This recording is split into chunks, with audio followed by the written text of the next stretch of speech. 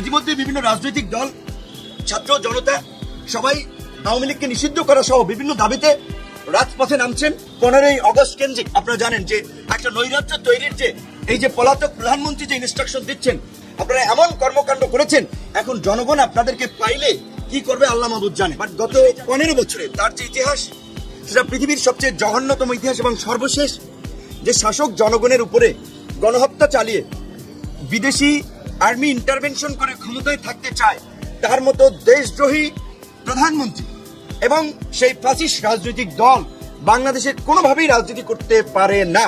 সেই জায়গা থেকে পরিষ্কারভাবেই আওয়ামী লীগকে নিষিদ্ধের দাবিতে এবং প্রধানমন্ত্রীকে দেশে ফিরিয়ে এনে বিচারের মুখোমুখি করার দাবিতে সমগ্র দেশবাসী আন্দোলন করছে, প্রতিবাদ করছে।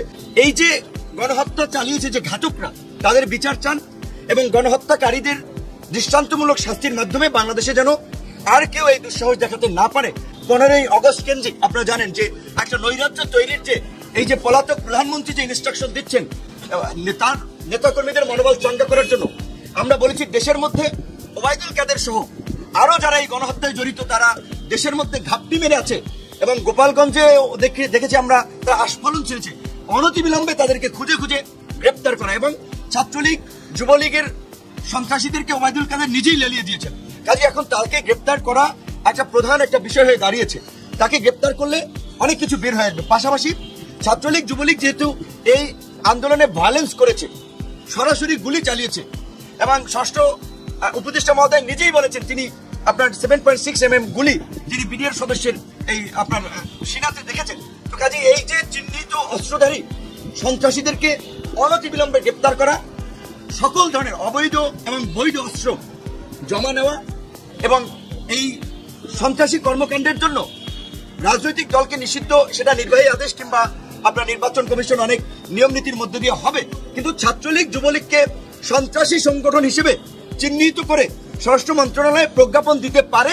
ইতিমধ্যে বিভিন্ন রাজনৈতিক দল, ছাত্র জনতা সবাই আওয়ামী লীগকে নিষিদ্ধ করা সহ বিভিন্ন দাবিতে রাজপথে নামছেন।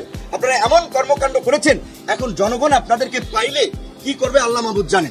তো সেই জায়গা থেকে আপনারা এইটুকু বলবো, আপনাদের প্রধান নেত্রী পালিয়ে গিয়েছেন, আপনাদের কারো কথা ভাবেন নাই। প্রধান সেই নেত্রীর ছেলে তিনি বলেছেন যে তিনি কোনো পার্টির কথা দলের কথা ভাবছেন না, তিনি তার মায়া তার পরিবারের কথা ভাবছেন।